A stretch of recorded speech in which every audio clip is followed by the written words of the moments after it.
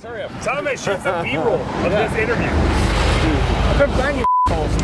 You know what? Maybe if your arms didn't weigh like 1,000 pounds, dude. Oh. So guys, it's only because we love you so much. Are you ready?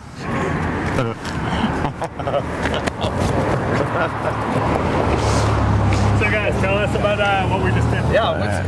So we've been eating at what's that place called? We've been at the Newcastle Publick House.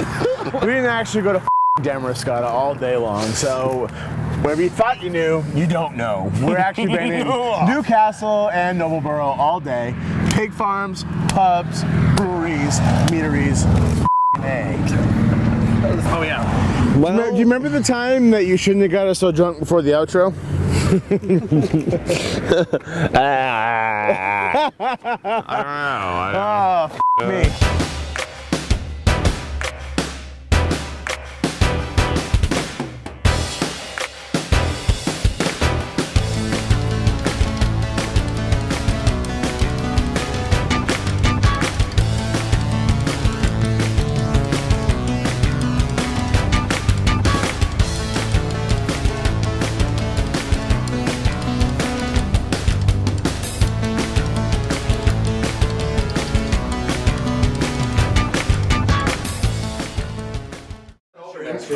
I can leave it open. Does it fit? Can I get it fit? It fit. Just fit it. Can I get Make it hurt. Can I get a food coma intro with that? Just don't like nod down. Because you'll stab End your life. Yeah. You're gonna hit your jugular.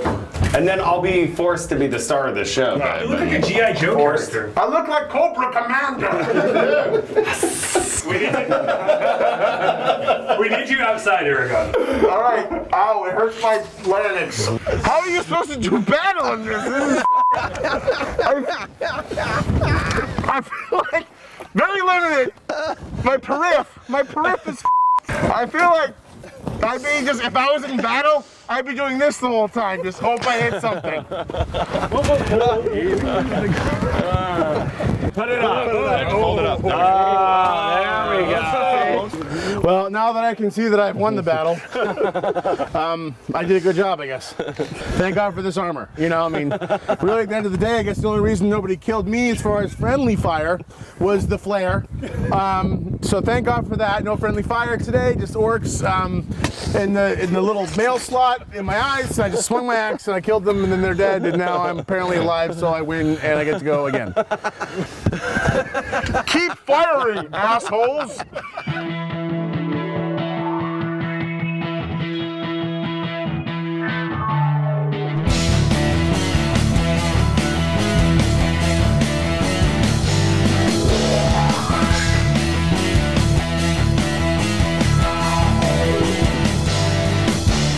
Well, Oxbow Brewing is basically one of my favorite breweries in Maine. It's actually really nice to see them expanding as of late. Anytime any new restaurant that's worth its salt opens, generally they have Oxbow on draft, which makes me happy, and that makes me actually want to go to that restaurant. Yeah, we figured there'd be no more appropriate place to use as a base of operations than a brewery that has lots and lots of beer for us to drink early in the day. Well, good morning, babe. Good morning.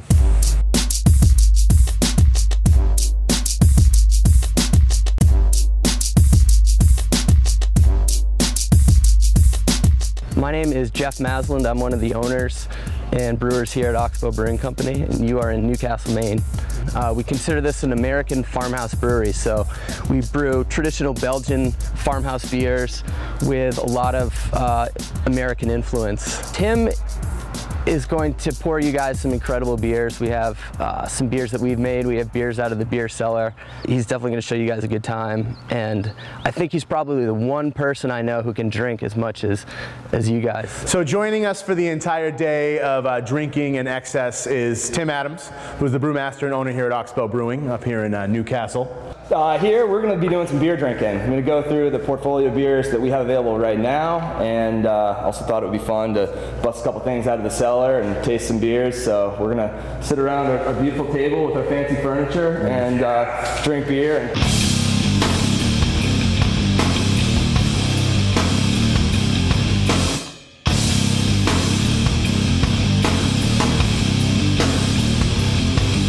Cheers. Absolutely. Welcome, fellas. Yeah, thank you. So, beer styles are something that I sort of have a problem with. I don't like adhering to specifically set out beer styles.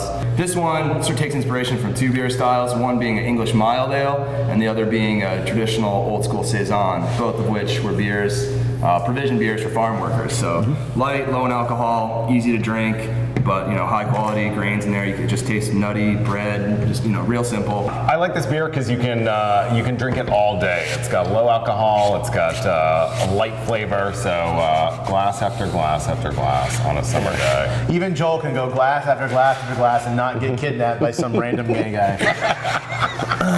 So that's helpful. Glass after glass.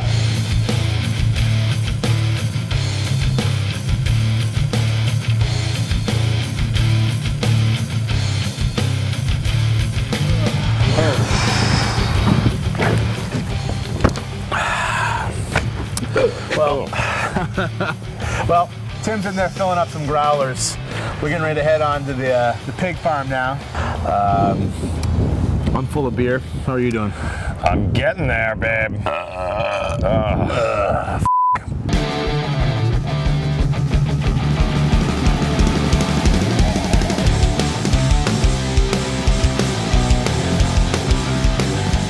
I'm Tom Wriggins, and you're at Wriggins Hilltop Farm in Nobleboro, Maine. We've been farming it full-time for about 7 years. There we go. Guys. Oh my God. So this year we have 10. Last year we did about a dozen. We do a CSA model. People buy halves and wholes at the beginning of the year. Yeah. And then we summer raise them on great vegetables from the local farms around here. We pick up all the discarded vegetables and slop, and they eat better than some people do, and then we eat them. So it's a trade-off. It's a symbiotic relationship. If you're going to live as such. Yep. Unless one of them turns out to be Wriggins' famous pig. No, they're... Are there any talking spiders? Joel wants a pig now. Joel, Joel, what's your pig voice like? It's like your faggy dog voice? It is. It's like, oh, I love it, Mr. Pig. Yeah. So I figured.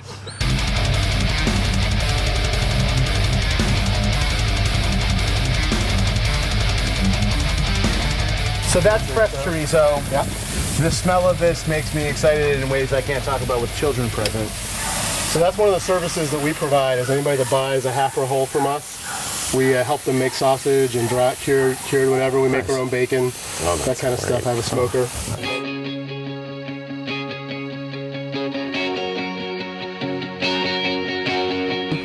that was fantastic. Thank you. Yeah. You get all of that kind of like dried, like leathery, like dried chili, like lingering spice. Yep. Warm, thank you. A lot of smoked Spanish paprika, vinegar. Smoky pap. Smoky pap. Yeah. Vinegar in there. Red peppers. Yeah. It makes me want to crumble it up, scramble some eggs, and slap that in some tortillas. Yep. Maybe toss some scally scallions in the eggs. Good to go. That's awesome chorizo. Thank you. Cheers. Cheers. Happiness. Yeah, this is happiness. We update our formulas with the times. Rhyme style is elevated, style of beats is elevated. New vintage, more classics. New vintage, more classics. So we find ourselves once again in the middle of the woods. This time we're going to find out how mead is made, which is honey wine for those who are idiots. Basically, this is a small production facility here, doing really interesting pairing mead with chilies, among other things. We figure after drinking beer all day and looking at pigs and eating chorizo, this seems like a reasonable thing to do, so A.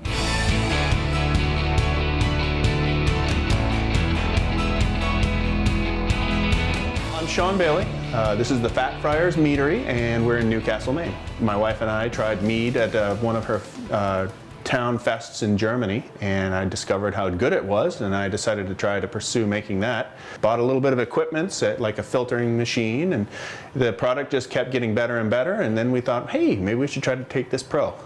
I like mead. I think a lot of people with mead, it's almost like tequila or Riesling or a lot of Greek wine. It's like people have, early on they have a really representation of something, and then they write it off for the rest of their life. They can only associate it with that. Exactly. And mead, I think, is one of those things. Everybody associates it with basically like putting a honey bottle to your mouth and drinking out of it, which is not the case at all. I mean, these are really well-made wines. So, yeah, I actually had a person go onto ratebeer.com, and they rated me as a flat, mediocre beer. Because they didn't know what mead was. Oh, exactly. That's the problem. This is kind of weak beer. I have to live with that. That's on the internet. But I still drink it over Bud Dry. So we're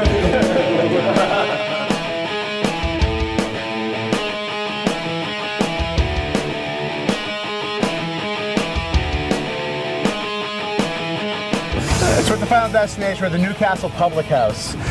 We're entering around back, whereas the entrance you would think would be around front. Obviously, but there's a particular reason why it's out back, and why is that, Rachel? It's an old blue law, and it has to do with the church, which is right across the street over there.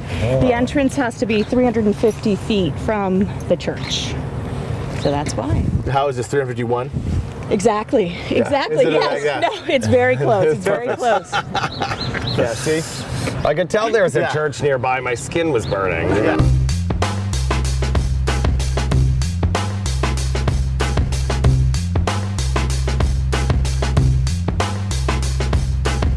I'm Alex Evans. We're at the Newcastle Publick House in Newcastle, Maine. We really do try to provide an experience for everyone. When you're in a rural area, it's hard to specialize. So what we try to do is emphasize local, what's available today, and then utilize those ingredients to make good, fresh product at an affordable price.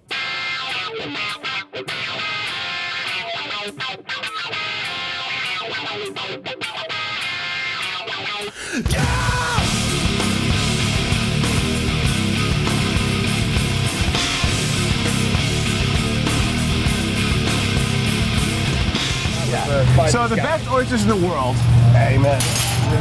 grow within 20 feet of where we're sitting, and the man responsible for all these oysters is Pete. Well spoken. Yeah, exactly. So pemmiquins, these are a little bit bigger oysters, right? Yep. Like We typically raise a larger oyster. We try to cater to the local crowd. These, basically, you're not going to get oysters any fresher than this. Yes. Yeah, no, these are an hour out of the water. Straight up out of the water.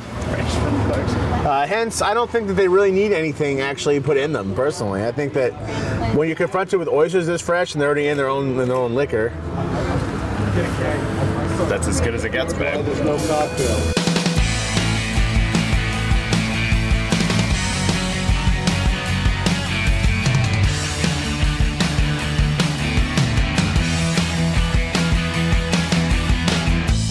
There goes Newcastle / Nobleboro. It's funny, we're actually staying on the Damariscotta border right now. We actually never went there. Yeah, but where are we?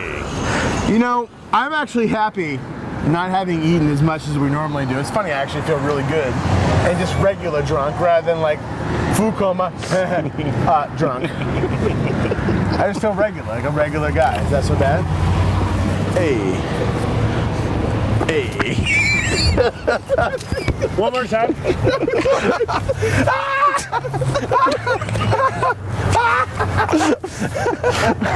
One more time. Muscle car, muscle car, muscle, muscle, muscle car, muscle car, muscle car, muscle, muscle, muscle car, muscle car, muscle car, muscle, muscle, muscle car. Joel's wearing his sunglasses he got out of a Happy Meal. So those got a lot I'm of loving mileage.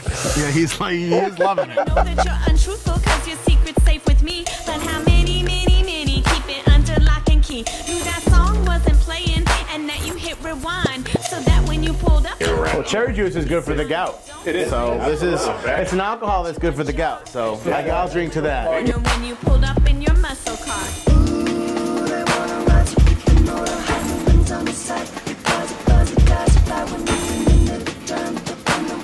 Salivating?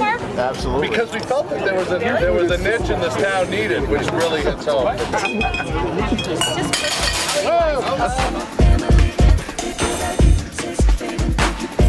Everything about this outfit screams, kick me.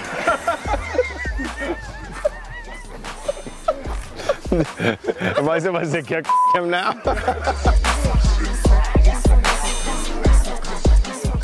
Yeah, I got a pink drink on the way, dude. Don't worry about it. They know what I like here in Newcastle. Is that where I am? At the end of the day, we have Ask the producer. I was a passenger once. No, I'm not gonna lie. In the moment, I had the time of my life. But I knew there'd be more. That others would ride. That I would go from shotgun to kick to curb. How do you guys, wait, by the way, have you guys seen Thomas's biceps since he started working down in the water? What the Thomas? They're insane. Have you been arm wrestling mermaids, Thomas? It looks like Thomas has been arm wrestling mermaids again. And they dip, dip, dip,